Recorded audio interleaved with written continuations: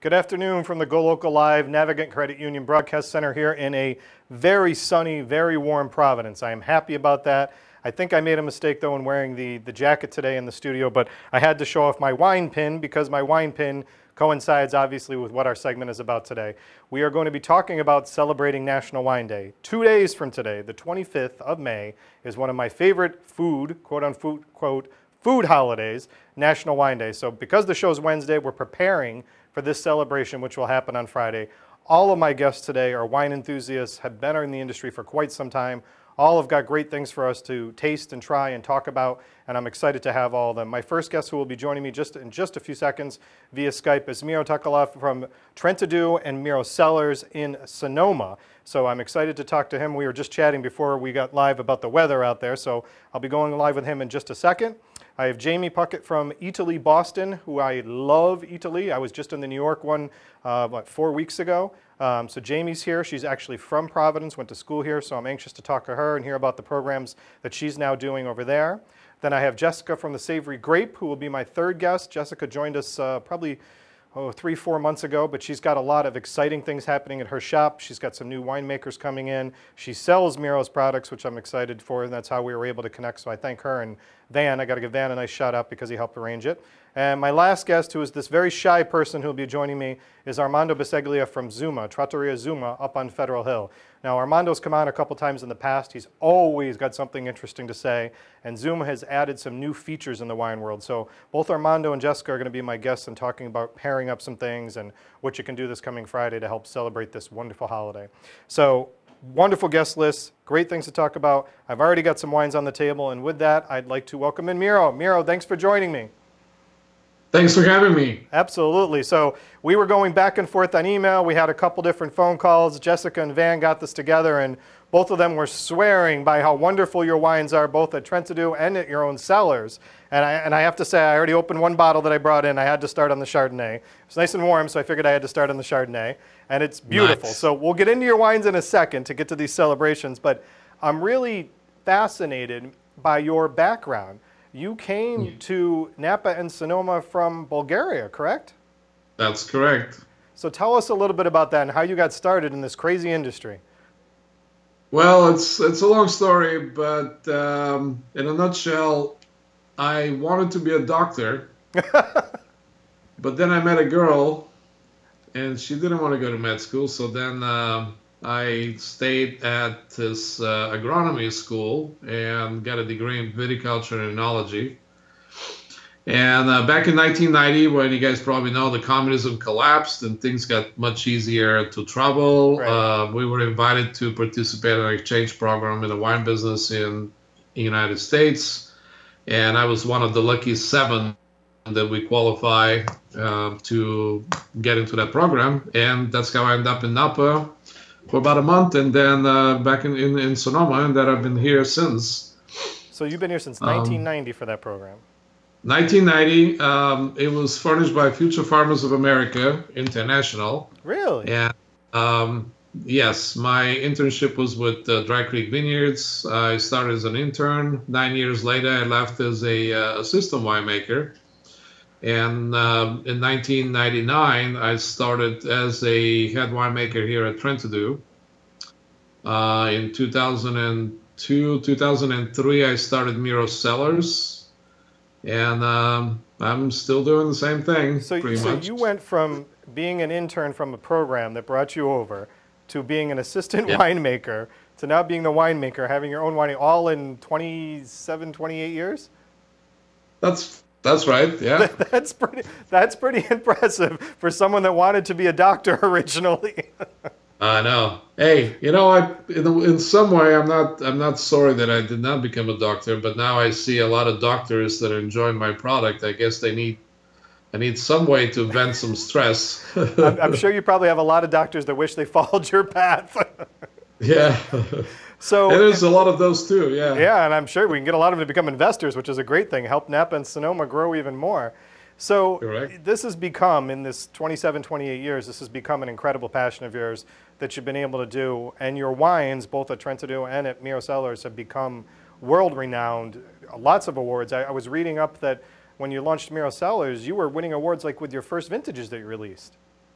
Yeah, that pretty much, yeah, it is. It is true. And so is trying to do. I mean, when I started here, it was the same thing. We got incredible amount of media, um, accolades and medals that we knew what to do with them.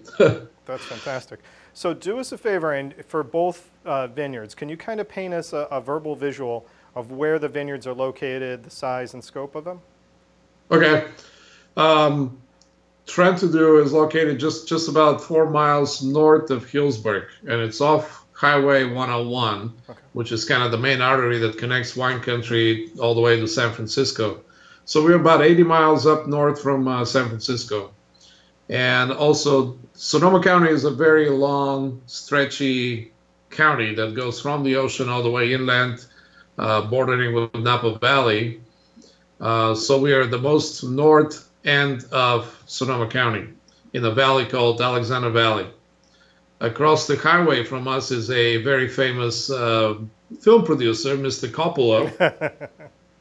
And they actually, Trentadue was one of the first wineries to be built in this area after the Prohibition back in 1956. So the only wineries at that time that were open was Simi, Yep. Italian Swiss Colony, Geyser Peak, and that was about it in this area. So you were talking about how it's 80 miles up the 101 going, from San Francisco, and I've been to Napa and Sonoma many times and really, really enjoy it. I try to go at least once a year to get over.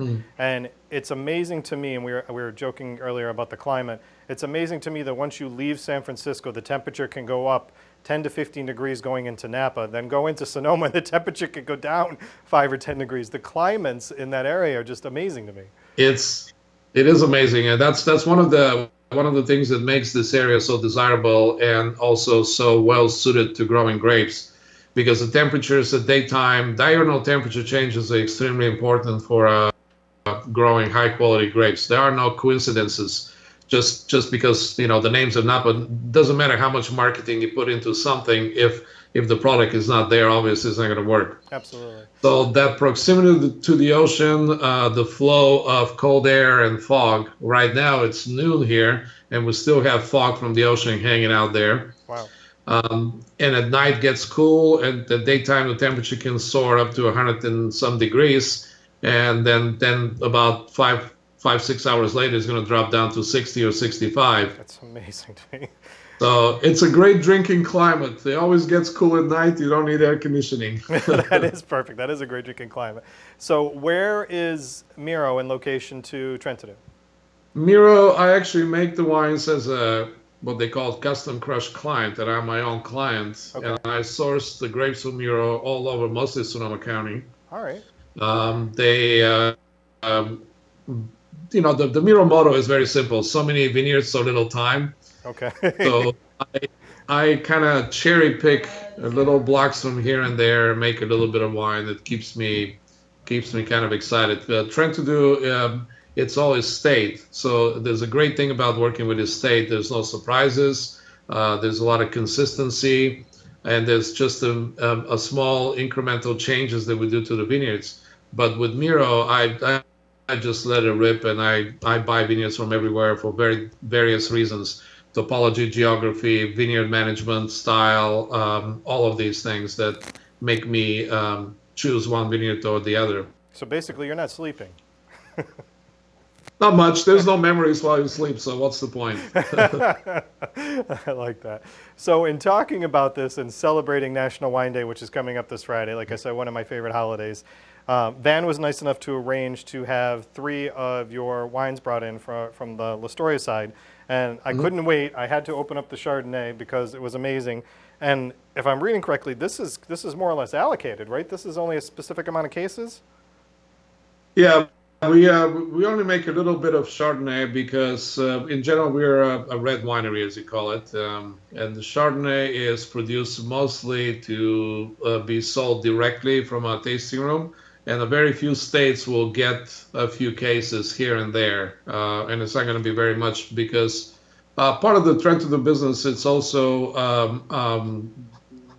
getting people married. So we do a lot of weddings.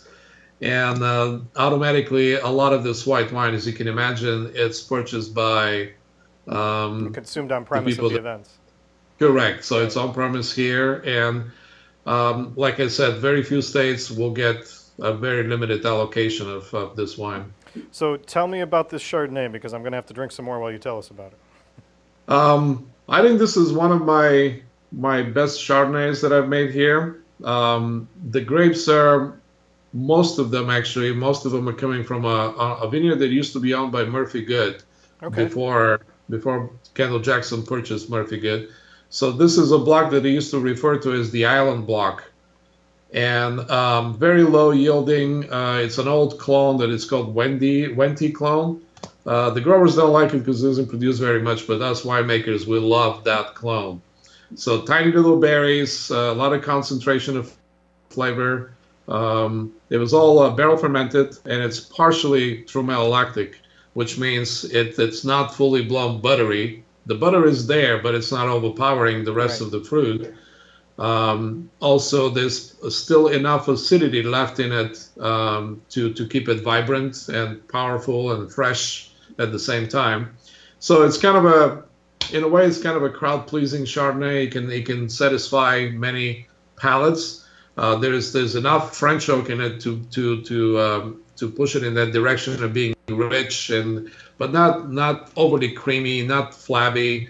It's just very vibrant. It has all the good things in it. No, it's absolutely stunning, and it's the taste you're talking about with the creaminess is it's not heavy, it's not overpowering like you're mentioning. This is an incredibly easy drinking wine. I've got these great cheeses here, so I would not be That is surprised the if trick. would not Yeah, be it's surprised if very this easy is to gone drink. soon. You can drink the bottle without even noticing, but it's not innocent. The alcohol is still there. It's not innocent. I like that. All right, so next I have the. Should I do the Zin or the next? Let's do the Zinfandel. Okay. So the Zin is the 2015 estate bottled, and it says Block 303. hmm Now I can talk about Zinfandel and Petit Syrah all day long. I fell in love with these two varieties ever since I came to the United States, and they were very frustrating in the beginning, and they still are at some point, especially the Zin. I thought I knew everything about grapes, when I came to California, but then I was introduced to Zinfandel and Petit Syrah, and literally I thought I skipped some classes of ampelography because I didn't know anything about this. The names did not ring the bell at all. Syrah, obviously, I actually corrected the winemaker at the time when he told me it's Petit Syrah. I corrected him and he said, "You mean Syrah, right?" He says, "No, I mean Petit Syrah." So, long story short, I was one of the founders of an organization called PS I Love You 17, 18 years ago, which stands for Petit Syrah I Love You, and it's a nonprofit promotional and educational. And I was the president for about 2 years. I've been on the board of directors of ZAP, which is a crazy organization of Zinfandel fanatics called Zinfandel Advocates and Producers. Wow. They've been tracked or are recorded as the largest single variety tasting in the world in the book of the Guinness Book of Records. And it's called Zap, you said, right? It's called ZAP, Zinfandel Advocates and Producers. We have a very a large event in January, February every year in San Francisco. But I forgot the year when the record was broken, but it was over almost 10,000 people were attending a single variety Zinfandel tasting at Fort Mason in San Francisco. That's fantastic. So Zinfandel and Petit Syrah are very much what I consider, many other people consider the same, that they are very American, very Californian varieties. We lobbied at the Congress to put the Zinfandel on one of the quarters. And we almost got to. I was going to say, how close did you get for that? Because that would have been, I would have been collecting those quarters. It was very, very close. Let's put it this way. But we lobbied for a National Zinfandel Day. There is such thing.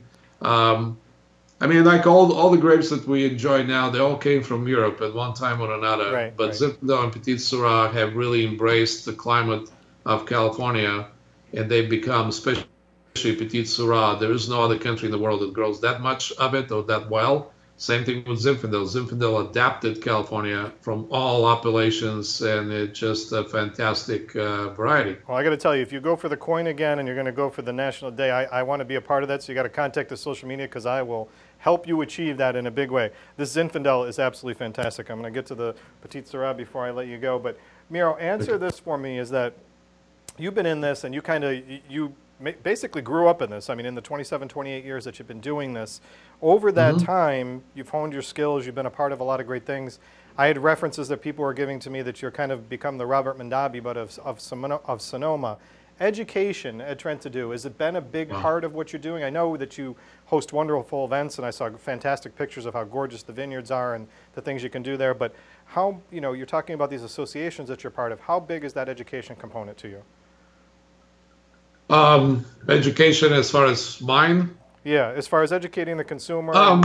It's extremely important, but at some point it becomes more of a, how to say it, more of a, I mean, for winemaking, it's more of a gut feeling than science. Let's put it this way. I mean, we do use science only, at least in my case, when it's needed.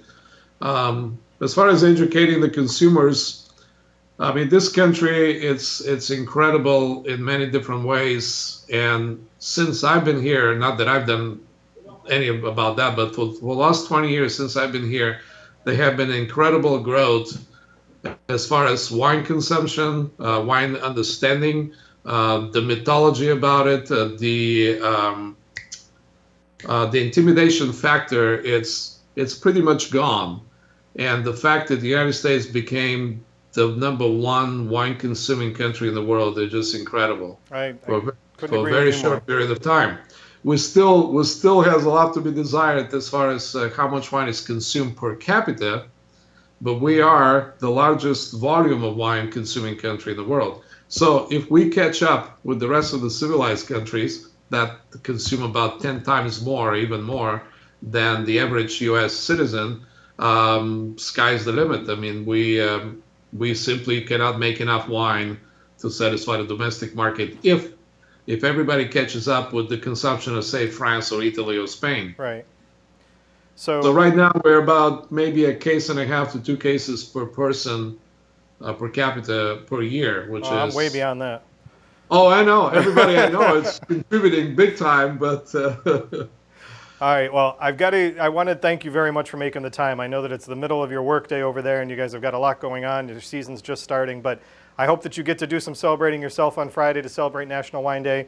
We'll continue to talk about these. We'll post these up there, and I'm sure Jessica from Savory Grape, when she joins me, will tell me where we can get some more of these and people can enjoy them, because these are fantastic. The Petite Sirah was out of this world. So congratulations to you on a great project, and congratulations to you on your success.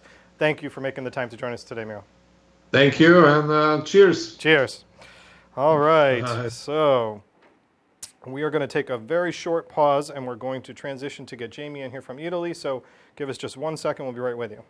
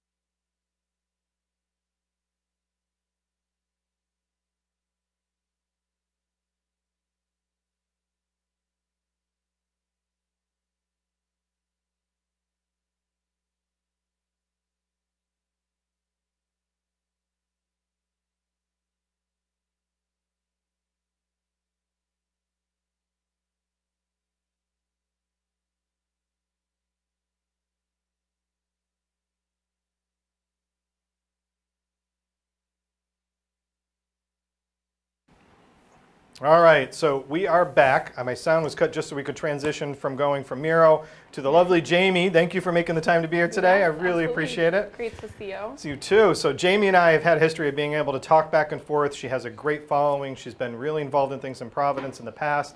You were at the Dorrance with Regina and Michael, my good friends over there. Yeah. And you studied at Johnson & Wales. I did, yeah. So we're both alum, and she's got a great background with that. But I want to have you tell us, before we get into the success and the things you're doing now and tasting this wonderful wine you brought, tell us kind of how you got into this, because, I mean, studying for this is not an easy thing. Yeah. Well, when I was in school, I was actually studying advertising and marketing communications at Johnson Wales. And I had some friends in the culinary program that were taking these wine classes, and I'm like, I want to get in on that. So I went into like academic services, and they were like, I mean, why do you want to do that? That's for culinary students. I'm like, I don't know, I want to learn more about wine. So I was able to get into some of the classes, and I thought, you know, I'll be like the best wine marketer, and I thought I'd learn about how to market wine, and then kind of fell head first into just this passion for learning about wine. And I mean, so now, and then you've gone a step further now. Now you're studying more and more to get the different degrees of the sommelier, right? Yes. Yep. So I minored in sommelier at Johnson Wales, and then I took my intro course through the Court of Master Sommeliers back last May, actually about a year ago in Napa. And she hangs with some very good company in Rhode Island and now outside of Rhode Island. It's very hard to not find a great picture of Jamie enjoying wine somewhere in the world. I've seen you all over the place. Yeah. I think I saw one picture you were at the NFL draft, and you think you're at the NFL draft, you might be having a beer. You're having some amazing wine and some food. Yeah. And everywhere you go, you've just got this great knack to be able to do it. And I'm sure working with people at the Dorrance was encouraging as well for what, you know, Michael and Regina did over there. And, you know, I've seen you with other sommeliers throughout the state, Ian from MS Walker, yeah, other various people. So this group seems to be growing, not just in Rhode Island, but in New England. I've seen more somms coming up in Boston and Maine and New Hampshire. And it used to be that people weren't doing it because it was so hard. Yeah. And it's still hard, though, right? Oh, it's still hard. But people, I think, are more encouraged to do it now. And this path to progression that you've had has taken you to Eataly in Boston. Yes.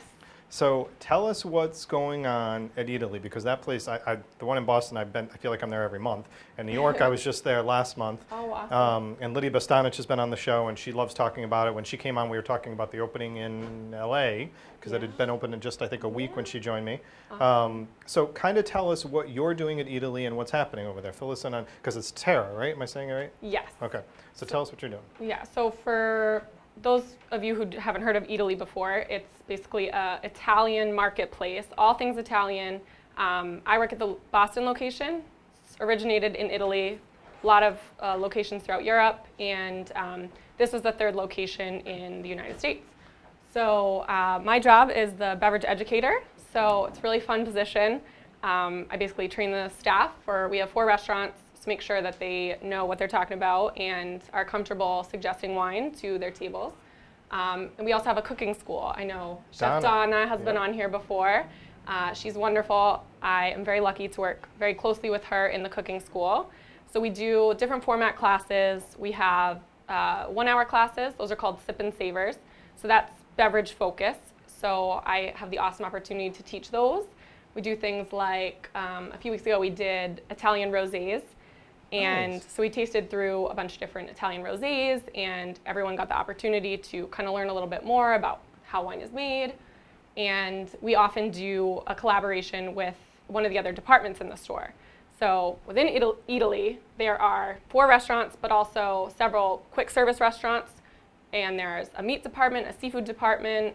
We have a whole produce section. It's absolutely amazing. And you sell wine. You've got a wine shop. Yes. On the property. It's like one of the first things you walk into when you're up there, and it's absolutely amazing. So one of the questions that I think, and I was telling you earlier that I wanted to make sure I asked you because I was getting messages about it, is can people purchase the wine, not just to take home, but enjoy while they're there? Because every time I've been there, I'm walking around with a glass, but I'm ordering it from one of the restaurants or one of the quick service things to walk around and enjoy things. But people can actually purchase and enjoy their wine there, right? Absolutely. So you can purchase a bottle of wine at any of the restaurants, and we'll pour it into glasses for you, and you can walk throughout the store, do your grocery shopping, whatever you'd like with a glass of wine in your hand. You can't purchase a bottle of wine from the wine store and walk around. That's the only thing. Right. But yeah, you can walk around with a glass of wine in your hand. But a lot of the wines that you're featuring in the restaurants are available in the stores. Absolutely. Most of them are. Excellent. Most of them are. And that's a big thing because it's, you know, in Rhode Island it's tough that you're tasting something in a restaurant that you like, you got to go hunt down a store to go find it. But with you guys, it's the complete opposite. There. Yeah, it's right there. You can literally walk out the door with it, which is amazing. So going to this whole thing and talking about celebrating National Wine Day, and when I first reached out to Jamie, it was an obvious fit because of her passion for wine and the things that she studied. But in talking about this, you guys are kind of have this Italian celebration going on a regular basis. There's always something going on there that's educating the consumer. And you know, poor Chef Donna, when she came on to join me, she's standing over here trying to teach me how to make pasta. It was the it was the funniest thing, and she was doing a great job. She's got a lot of patience. Yeah, I got to tell you, she does that well. She does that very well. So it was a lot of fun to have her join us and tell us about the food side of educating the consumer. But from your perspective, it's about the pairing side of what you can do and put out there. And you mentioned that you're training the staffs that are waiting on us as we're dining there, right? Yeah. So for the events, and I know you've got a lot of great events coming up, tell us how some of these events happen and where that education component comes in. Because it's, you know, I always throw out education, but it's more of a fun. It's a fun education. Definitely. So. Yeah, so our logo at Eataly is Eat, Shop, Learn. So I get to have the awesome opportunity to teach kind of in a more formal setting, but part of it is helping our staff to educate all of their guests, those dining at their tables or coming to whatever quick service restaurant that they're at, and you know, helping them to find something. For instance, for the most part, we don't pour a Pinot Grigio by the glass in any of the restaurants. Okay. Occasionally we will, but we like our servers to be able to have that conversation with the guests and say, okay, you're familiar with a Pinot Grigio from Italy, but there's so much more. There's thousands of indigenous grape varietals to Italy that could be produced elsewhere, but they're, for the most part, you know, they grow really well in that soil from whatever place that they're from, and they're delicious. But if you've never had it before or no one's ever shared it with you before, then you wouldn't know to order it when you see the wine list. So we want to make sure that the staff can kind of walk them through it. And yeah, also we have a couple events coming up throughout the summer. We're doing a block party. This looked amazing because it's once a month, right? Once a month, every month throughout the summer. And we're basically turning Boylston Street in Boston to like an Italian plaza. I love that. Yeah, it's amazing. So it's bringing Eataly outside in the middle of Boston. Yeah. Well, you're close to, but still in the middle of Boston. Yes. And I was looking at this because someone made a comment asking if we were going to talk about it, and I said, yes, of course, I'm going to ask her. But it's literally a once a month thing all summer long that they're doing. Yeah. And it's like tickets and tastings and all that stuff. So from your perspective in doing this is that, you know, a lot of people are intimidated. And you just mentioned Pinot Grigio and all the grape varietals that are similar and that people should try. But going into Eataly, you guys make it so that they're not. Definitely. Okay. Yeah. So tell us about the wine you brought today. And I know there's a couple Sure. other events that I wanted to make sure I brought up that we talked about too. But this is the part that obviously that I enjoy the most, but this is the part that becomes important, is that to talk about how things compare and what can go together so that you're not just picking up the same old Pinot Grigio or the same old Chardonnay or Merlot or Red Zinfandel, is that you're finding things that have different varietals and things that are out there. And I think each of you guys are, thank you so much. So what are we drinking now? All right, so this is Borgogno Era Ora Riesling. This is from Piemonte. This is a Riesling? This is a Riesling from, yes. Okay, I would have never guessed that until you just said that. So what's really cool about this wine is this winery has been making wine for over 250 years. It was purchased by Oscar Farinetti and his family, who is the founder of Eataly, back in 2008. And then in 2012, his son, Andrea, took over the winemaking. So Piemonte, if you're familiar with Barolo, Barbaresco, it's kind of like big red wine territory. Right. There are a few grape varietals that are white, typically grown in that soil, but not Riesling. So this is super exciting. I'm still in awe that this is a Riesling. Yeah.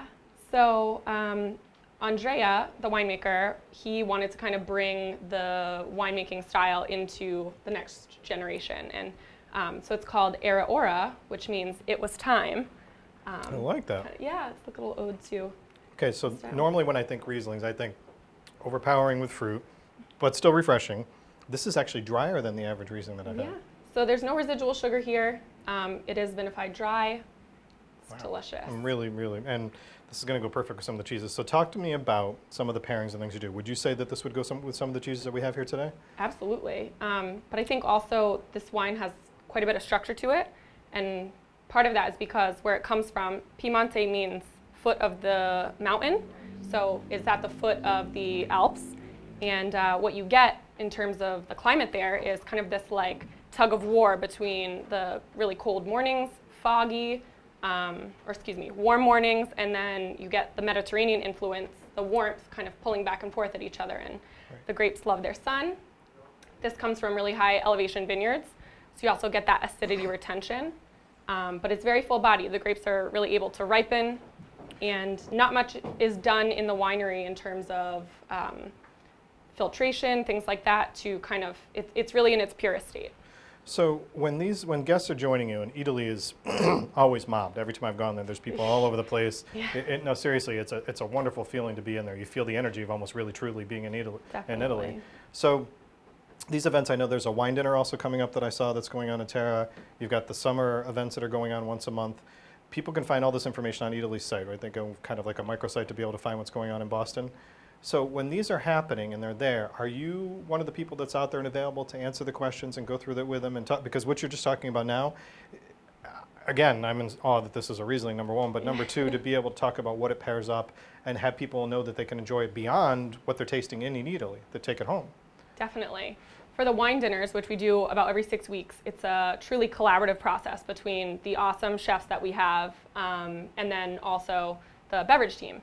So it's really a thoughtful process of which wines we're going to pair with which dish, sourcing local ingredients almost always when possible, whatever's in season. And another event that we're doing next month is basically behind the scenes of Terra. Terra is our more fine dining concept upstairs on the 3rd floor of Eataly Boston. It's got like a wood-fired grill and smaller shared plates, delicious, delicious food. And we'll be doing like a behind-the-scenes sort of takeover up there, and it'll give all of our local purveyors the opportunity to come in and showcase their local ingredients, and the chefs can kind of explain what they do with them. Great. And I think those things are not only truly enjoyable, but you're getting an education at the time that you're having a lot of fun. I noticed too on my last trip to New York, and I'm wondering if you do this in the Boston, Italy, flights. You can get flights of different things to sample and try, right? Absolutely. Okay. We're running one right now. It's called a Tour of Tuscany. So it's 3 different wines. It's a rosé, a Chardonnay blend, and then a Chianti Classico Reserva. So 3 different styles of wine coming from Tuscany.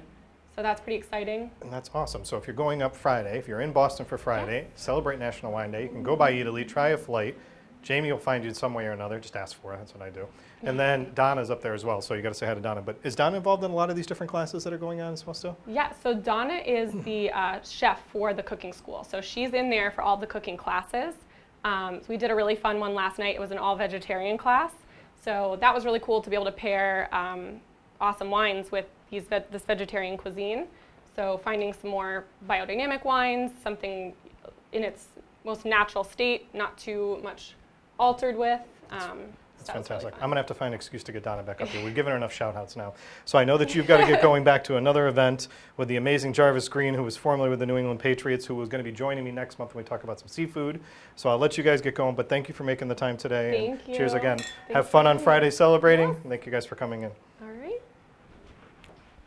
I may have to drink some more of that when I get off set because I cannot believe that that is Riesling. That's absolutely amazing.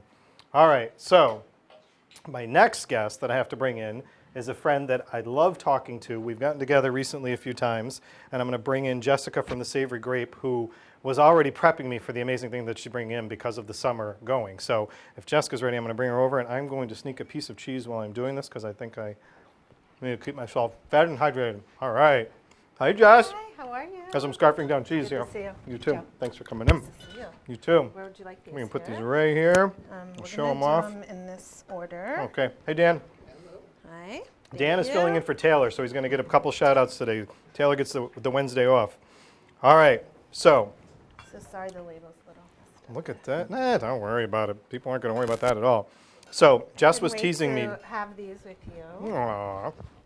You were teasing me about these rosés, and I had to stop by yesterday because Jessica and Van were nice enough to help me get Mira, who was my first guest today, and connecting. So I have to thank them both again for that. But I stopped by the store to pick up the wines yesterday from La Storia, and of course I didn't leave without a half a case of wine. So my wife was very happy by the time I got home last night that I got a bunch of great bottles. But you've got, before we get to the wines and celebrating this great holiday of ours, tell us, you've got some exciting things going on. What's happening over there? We do, yes. Welcome to spring, and rosés are hot for that. And We have lots of new items and products coming in. We're working on lots of trips for the end of this year, as well as hopefully next year and the year after. And you're doing a lot of traveling. We are, yes. And actually two of the wines today are from some of our trips that we've done. One Long Island that we just came back from in April, and then also one from Italy in Bulgari. And I heard Jamie talking about Italy, so and her role there at Eataly. So we have lots of great things happening, wine classes as well. So what's happening with the store? Well, we got to keep that under wraps right now. Come on. All right, all I'm going to say. That'll be for a discussion later on. All I'm going to say is that you got to check out there's going to be some exciting things going on, and when you visit there, your mind starts turning when you go to the wine shop. So that's all I'm going to. I'll leave the secret there for now, but you've got to. I'll let you know soon. Your mind is going to spin as soon as you see what's happening with this. All right, so celebrating National Wine Day. It's obviously going to become a big passion of mine, and it's this Friday.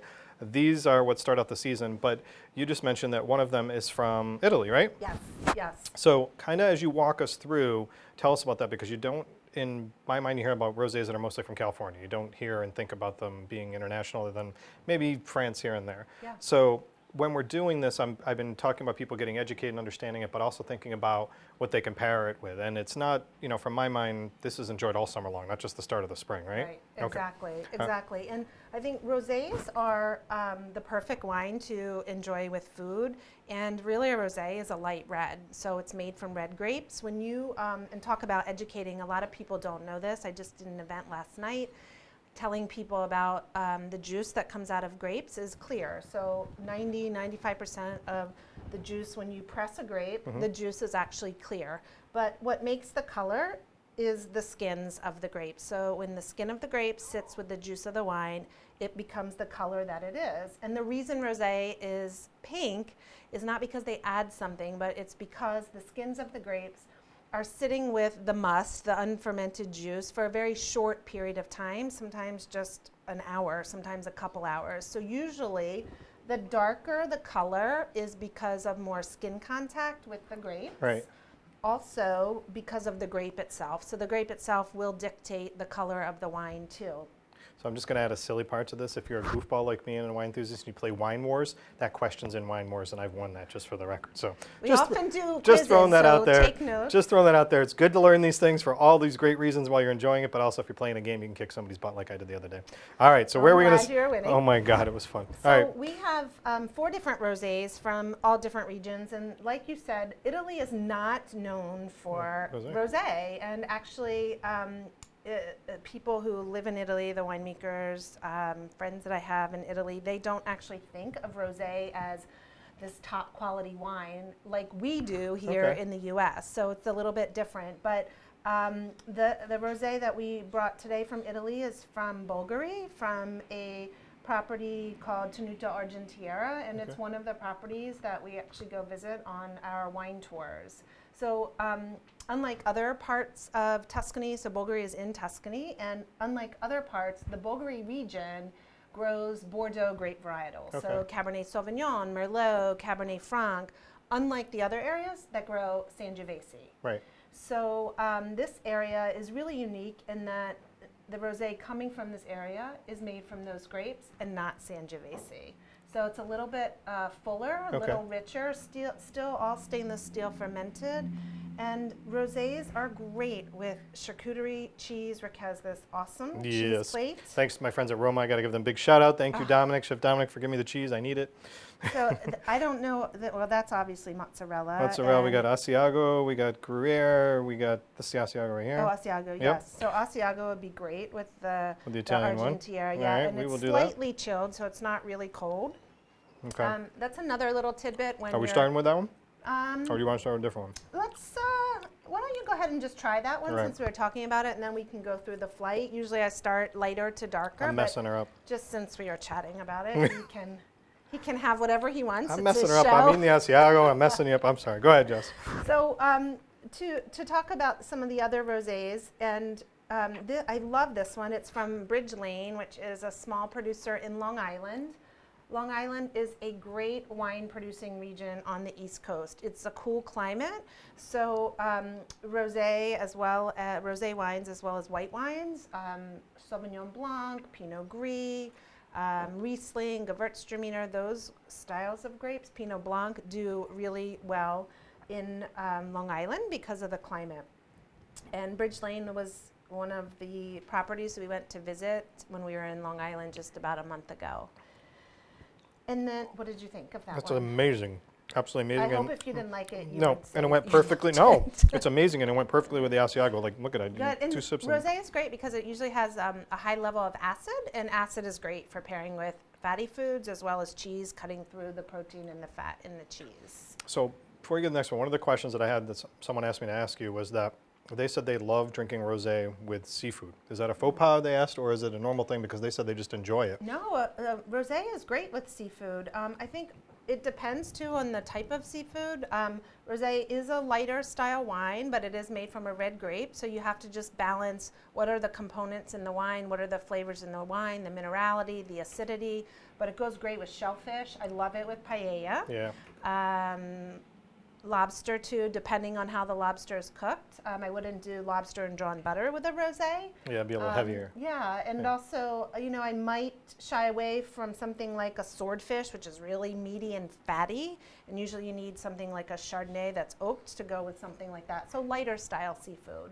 All right, so Oh, you missed the Bridge Lane. Oh, there we go, the I'm Bridge going to Lane. pour that a little bit.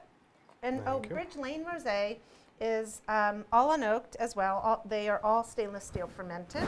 And this is the Long Island. From Long Island, yes. And it's made from a blend of a variety of different red grapes as well.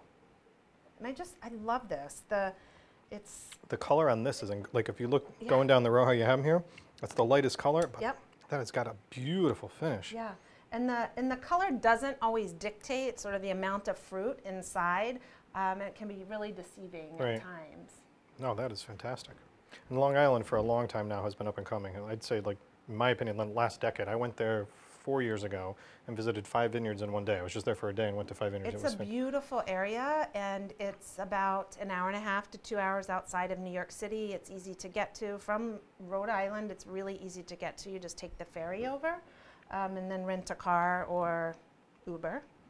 So Jess has been a perfect person to talk about traveling and going to. So not only do the trips that you put out there and do, but her knowledge and the connections you have. It's very hard to not hear about someone coming to visit at the Savory Grape, because it seems like almost every week or every other week you've got someone coming in. You guys have got a lot of events going on there. And I wish I knew the names of the gentlemen that helped me yesterday, but I do got to give a big shout out, because your knowledge that you've obviously done a phenomenal job at passing on to your team, because Thank you. I was there probably for 30 minutes yesterday and walked out with 6 bottles of wine, but he was comparing and going back and forth, and I was talking about Chardonnays and whether I should get an oaky or a buttery one, and there was 2 gentlemen, and they were like testing each other back and forth and going through things, and they really, really were helpful. And I was bringing up specific dishes, so I'd say half of the wine that I got from you will be gone by Friday for National Wine Day.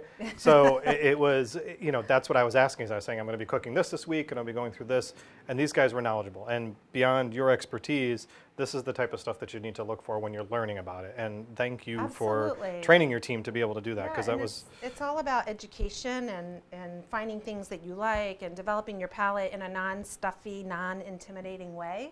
And I always say it should not be stuffy. So if you are going somewhere, whether a restaurant or a retail store, and there's a stuffy vibe, because wine and the people who make it are not that way. Absolutely, I agree. So moving on, the second rosé is from France, southern France, and this is a hotbed for rosé. Yeah. So in addition to California, France is a huge area for the production of rosé, even more so than it used to be years ago.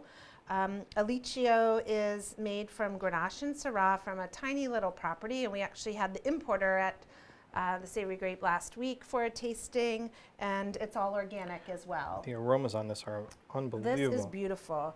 And the thing that I love is there is an array of rosés that you can get under $15.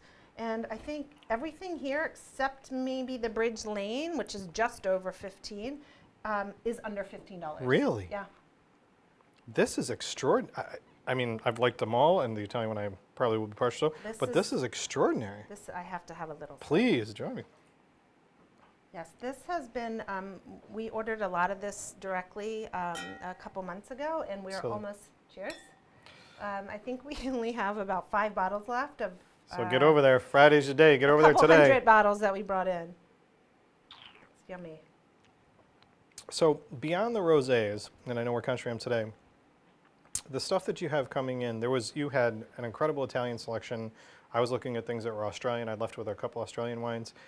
The varietals that you're bringing in, are you yourself and your team doing regular tastings, deciding how you're going to do wines with the various distributors? Because your relationships that you've made, I mean, stand out great for a small state like us, because to get the type of people that you're coming in are unbelievable. And you've got some allocated wines that I was talking to the guys about as well. Yeah, absolutely. And I think for many years now, we have gone beyond Chardonnay, Pinot Noir, Cabernet Sauvignon. And there are so many thousands of different grape varietals out there. So if, for instance, you like a Pinot Grigio, then you might like a Verdicchio Vernaccia from Italy. Right. So there are so many wines that are similar to sort of the big grapes that we all know: Pinot Grigio, Cabernet, Chardonnay. I wish I could remember the Pinot Noir. Yeah, I bought a Vermentino in your store last night. Vermentino is amazing, and that comes from different areas of Italy. And like Syrah is a red grape that is produces a hardier style wine. So we're kind of moving beyond the typical, and really people want to explore. They want to do different things, whether it's with food or wine. They want to enjoy something beyond the norm. So if you have to find a holiday to use as an excuse to explore, Friday's a perfect one. Leading into the weekend, it falls on a Friday this year, so it's a perfect time to do it. All right, so we did the Italian one, which was beautiful. And now Vigna Zorzal. This is made from the Grenache grape, which was one of the grapes in the Aliccio. Okay. But it's from Spain. And you can see the color. I was going to say, it's the darkest. Yeah, it's so beautiful. It's like this deep red. The skin contact is longer than the Aliccio, hence the color is much more intense, much deeper. And I just love this. It's such a great little wine, under $11. Again, rosé does not have to be expensive. And this, I mean, rosé is also great with olives. The acidity in olives pairs really well with acidity and minerality in rosé. It's probably one of my favorite wines to pair with olives. Olives are really difficult to pair with wine. The other thing I do want to say, just a little educational tip, because that's what Rick is always about. Grapes, they are great to eat after you have the wine, but when they're on platters, I always suggest don't have the grape with the wine, because you're having wine, which is from a grape, so the flavor profile is conflicting with what you have. So each of these is very different, I can honestly say, in tasting them. Each of them has their own profile, their own style. You describe them beautifully.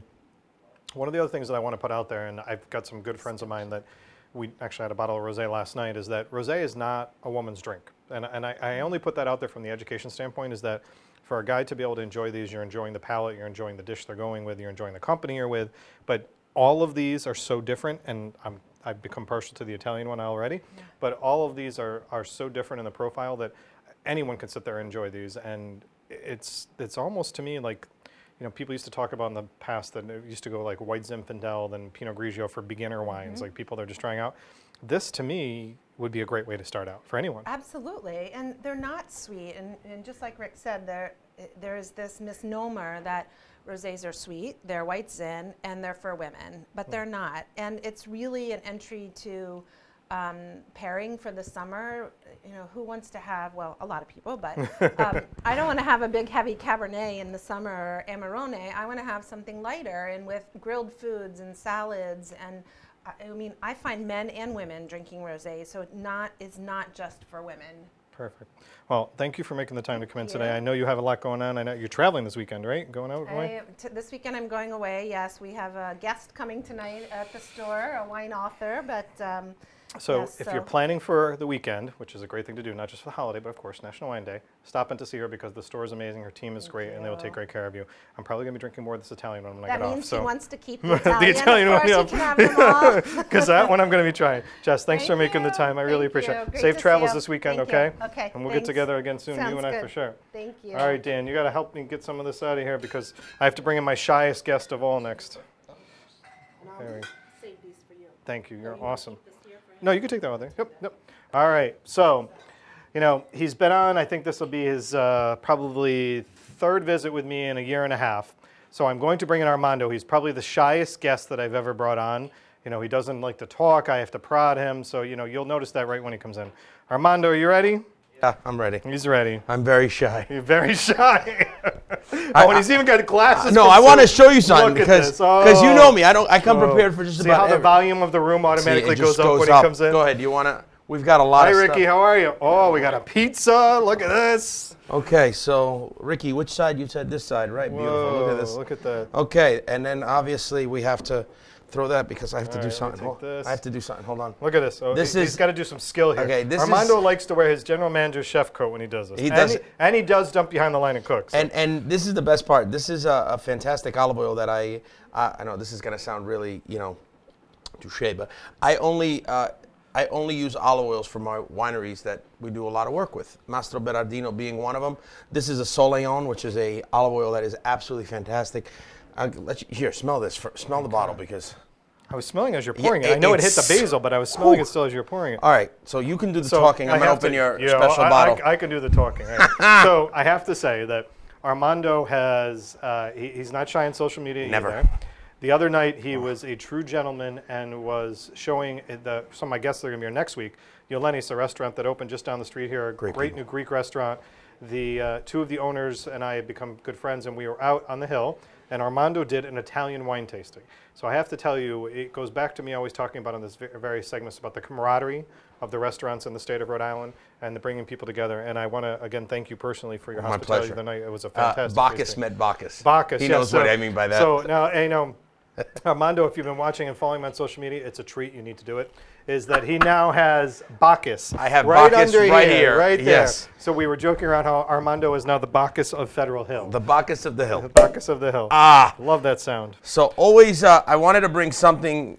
Now, I've been listening to everybody speaking today, and we've really been, my belief is exactly what everybody's saying, which is... And I got to tell you, I got to get you and Jessica together. You two would love each other. We actually have a little past. I told her, I opened up the first Rosso Pomodoro in Florida, which is actually the pizzeria that's inside Eataly. So it's a whole, it's a very small world. It's a very small world. I got to get all you guys. So this is a sparkling Verdicchio. Verdicchio. From Le Marche.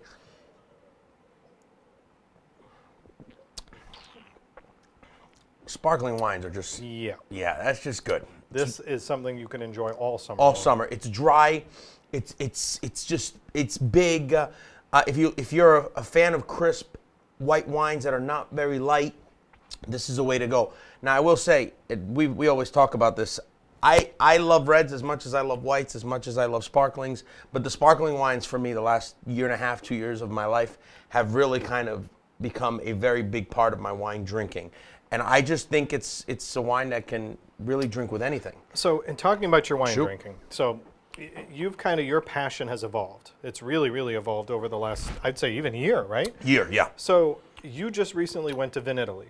Now, Italy, I encourage you just to Google it, just to look up to see what it is this amazing expo, for lack of better terms, right? It's an expo. That people are coming together from all over the world to experience only Italian wines. Only Italian wines from every region of Italy.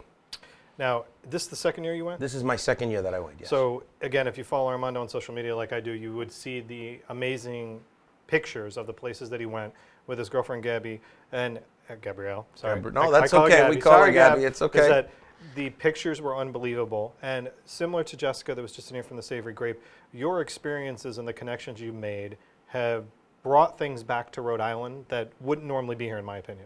Oh, absolutely. We are, the first one is the major one that I think we've spoken in the past, but we've gotten rid of at Zuma all of the major varietals, not because we want to do a disrespect to the people, but we want to teach them something. So we've gotten a lot of grapes that, like Jessica said before, there are hundreds and millions and thousands really of varietals in Italy that most people don't know of. Very much like the Verdicchio or anything like the Aglianico or the Piedirosso or really there's a ton of them. So what we've now done is we've been able to move out of the idea of giving someone a Pinot Grigio or a Prosecco, and we've given them a substitute that really teaches their palate. It doesn't, we educate palates. That's why people drink wine. Rick, when he probably started drinking wine, you know, a long time ago, you know, was probably drinking the Chiantis out of those, you know, the old, what do you call those things? I was drinking them out of the casks. The casks, yeah. Yep, And now I probably believe if you give him a glass of that Chianti, he'd probably, you know. I don't know what I would do with that. Chuck it out. Yeah. So again, that's really the important part, and that's what we want to. We want to teach the consumers how to drink better wines. So I'm getting some questions right now for you about this. So, and I want to talk about, from the standpoint of the things that you've brought back and you learned from Eataly, and I experienced this the other day, and I want to make sure we bring it up. You added a new piece, and then Joe, I'm going to ask right now because I experienced the other day. You added a new piece to the restaurant in January, I think you told me, right? Mid-January. So mid-January. So talk about what you added, because this is added to the enhancement of education from Zuma. So we closed the first week of January to open up to rebuild the bar area. And in the bar area, if you walk in, now you will see a 32 wine. Oh my God! I gave you the name last night. Yeah, no, hold on. It's just escaped my mind. Oh my God. It's a Cuvinay system. They're built in Italy. I'm gonna go back to looking at what you told me right now. Because Enomatic. Enomatic. Okay. And it's basically every line has a wine. You can pour it in 2 ounces, you can pour it in 6 ounces or 9 ounces. So when you come to the restaurant, you can order any of those in those 3 sizes. Right. The 2 ounces are specific for doing flights. You can do flights of 3s, white, red, sparkling, whatever you want. And again, the reds are coming out of the machine. The whites are obviously chilled and cooled. Right. And that opportunity gives us a shot to just pour an ounce if somebody wants to try it. So how many like what we did with George the other night. How many of these do you have? Because that whole case is... It's 32. It's 4 machines. Each machine carries 8 channels. So it's 32 in the whole bar. So this is a scene, and I've seen these in other states where I've traveled around in Florida. Miami has. Yeah, they've got, it's almost like a tasting room. You go and you purchase a card, and you use the card to put into the machine to pour yourself a 3, 6, 9, whatever you'd like to have to enjoy the wine. But your system, when you walk in now to Zuma, it's pretty much the first thing you see. It's lined behind. It's right behind the entire bar. Yeah, so, and I say this too, Rick, and you know this. The opportunity to go to Providence and go to a restaurant and literally try 60 wines by the glass is something. And I mean, I say 60. In reality, we have more than that. But I mean, we have 4 or 5 specials bottles a week that we sell outside of the regular. So we're doing 75 glasses of all different wines, all different types, stuff like this, where you're introduced to something brand new. So last year for National Wine Day, I made the stops and I went to 3 or 4 different places. This year I will definitely be stopping by Trattoria Zuma on Federal Hill because Armando just has great selections. It's an easy thing for me to get over to. So Armando and I will be putting that out there as to when I'll be stopping by. But to help you, before we get into the food pairing and this other wine, is Armando has generously donated a gift certificate, which we will be putting out on social media probably by tomorrow on Instagram. So if you aren't already following me on Instagram, follow The Taste on Instagram, follow Armando. We're going to be tagging everybody that's there so that you can check it out because it's a good thing to be able to use, and we'll make sure we get it to you so that you can use it in honor of National Wine Day. Now, segueing from that. Yes. One of the questions that I got, and you happened to bring a pizza, which is amazing, was shocking. Shocking. What wines pair with pizza? And this was a question from someone that goes to you, is that they know that you've got the variety of pizzas there. You know that you've got all these different things. People think that it's hard to find a wine to go with pizza. Okay, I think it's again, being that I've been a pizza eater most of my life. I grew up in a city that only eats pizza. There's a few wines out there that I would tell most people when it comes. Okay, well, we'll talk about that in a minute. But the pizza, the key ingredient to pizza in our case, is the wood oven. So you have to find a profile of a wine that really blends that wood flavor really, really well. Okay. Most people say that the Barbera d'Alba is the wine to eat with pizza. I'm not a humongous believer in that. I think because pizza is such a Southern Italian, a Neapolitan thing, you have to find the wines and the varietals of wines that are made in that area because they understand the profiles of the stuff that you're eating. So I go back and I always say the Aglianico to me is the one wine that goes incredibly well with pizza. The Aglianico is big, it's robust, it carries well for the tomato, it carries well for the wood flavor, it carries well for a good olive oil because the olive oil that you smell on this pizza Right. is bitter. It just so you need a wine that kind of carries everything well with it. And I believe the Aglianico, but I will tell you, we have a wine coming in, which I told you about. Yep. It's called Otto Uve. It's made by a gentleman by the name of Salvatore Martuscello, little Italian guy. And, Just a little. Just a little. And he makes a wine called Vino di Gragnano. Gragnano is a small little city. Most people know Gragnano by the pasta. Okay. Okay? And it's basically a red wine that you have to drink it cold, kind of like a Lambrusco. Okay. Very similar in style of color and profile of a Lambrusco, but the flavor is more cherry, and it carries on it. It holds a little bitterness. And the Neapolitans, when they created this wine, when they made this wine, they did it specifically to have with pizza. And this is a wine that I'll have on the new list in about 3 weeks. So I can tell you, beyond asking him and the systems that he have in place, it's worth being able to try different things with pizza. I've done it over and over. Even just having pizza at home, I've done it over again. All right, so tell me what you brought here. Okay. Because, as usual, I'll run out of time with Armando, but I promise Friday when we go live from there, we'll be okay. Okay. Tell me what you brought Quickly, there. this is a frisella. Frisella is basically, looks like a piece of dried bread. The old farms in old Italy used to basically, they would keep bread and they would just let it harden. And then what you did was, because of the poverty at the time, they would just soak it in water, salt, and a little bit of oil, and then Really? top a salad on top. Now, this salad is quite simple. It's just tomatoes, black and green olives, a little bit of arugula, some red onions, and my favorite piece, a fresh buffalo mozzarella, which we get imported from Naples Sounds every week. amazing. This one goes incredibly well with the bonci, which you can take home and bonci yourself out all Roughy. for the rest of the Rough night. thing over there. Okay. Now, the Yasarte, which is the one that I wanted to bring for the pizza, this is a little different, and please try it, and then I'll explain. I love coming here because I drink by 3:30. Rye with a lot of fruit. to Okay. Now, when I tell you about this, you're going to be like, okay. The winemaker, his name is Michele Scienza, and in English, in Italian, Scienza means science. I thought it was a joke when I met the guy, but the guy is he's an actual scientist. This is a 30 varietal blend. Yeah, the face is weird. 30 varietals, okay? 30 varietals in one wine. In one wine. What he did was he owns a bunch of, and again, when you come to the restaurant, I'll be able to show you this, but it's clear. Where he grows all of his wine, he has a different, and what he did was he basically mixed all of these together because of his concept of creating the old with the new.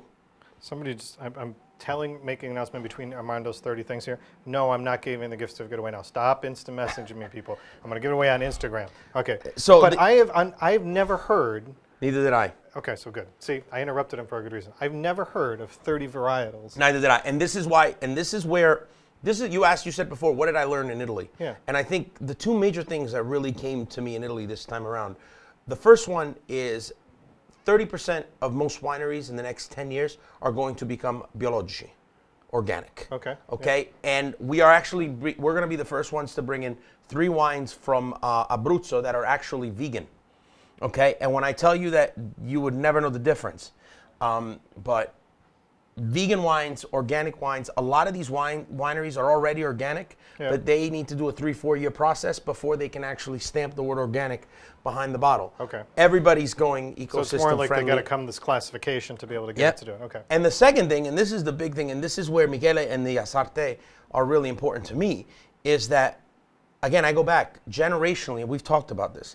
The pops, the grandparents that were winemakers are now giving it up to the kids. Right. These kids who are now in their 50s, 50, 55, these people are becoming more, they're building wine in a different demeanor because, quite honestly. Well, it's the generational difference, even though the grandparents held on to it or the parents held on to it for but so the long. old school is gone, and the new Right. school, stuff like this where, a gentleman goes into the wine room and starts blending things together and gets profiles because in his mind, there's a historical reason to do this. It's almost scientific, and it's really cool, and you're getting some stuff that is amazing. I mean, we went back to the story of the gentleman in Naples Right. who found a piece of stick that he was able to clone the grape from. So this goes back to every guest that I've had today, is that all of my guests have this passion, this knowledge, this enthusiasm that even goes far beyond mine, to be able to go in and talk to them and learn from. And with Friday being National Wine Day, start out your summer in the right way. I know it's still not officially summer, but start out your it's summer in the summer right today. way to try to enjoy, become educated, talk about the things that can go. I mean, you know, Armando was making one suggestion on the pizzas. There's so many wines that I've enjoyed. His system that he has in place to be able to go there, and whether you're at a table or at the bar, and be able to ask the questions that have been brought up, and people are asking me things now, and be able to have a three ounce, right? It was the 2 ounce. 2 ounce. We have a 2 ounce thing, which is literally, well, for me it's a sip, but it's a tasting. To be able to do that and try these different things is so, so worth it. And, you know, he calls himself now the Bacchus of Federal Hill, and he'll prove it later on for you. But to be able to have this and do this and try these different things and the experiences, it's what it's all about. So this Friday, make sure some way, shape, or form you celebrate National Wine Day leading into the weekend. Check out the great guests that I've had on today. Next week, as promised, I am bringing in new restaurants. We've got 3 great new restaurants that have opened up. Frank Pepe's, I know a lot of people are looking forward to it. Yelene's right down the street. And Oh Boy, which is a brand new restaurant that's opened down on Westminster Street. So I've got those 3 tremendous guests that'll be here next week to talk about the new experiences that they're creating for all us to enjoy. I'm Rick Simone. Thanks for joining me on The Taste today. No big surprise with Armando. Happy National Wine Day. So thank you very much. Ciao.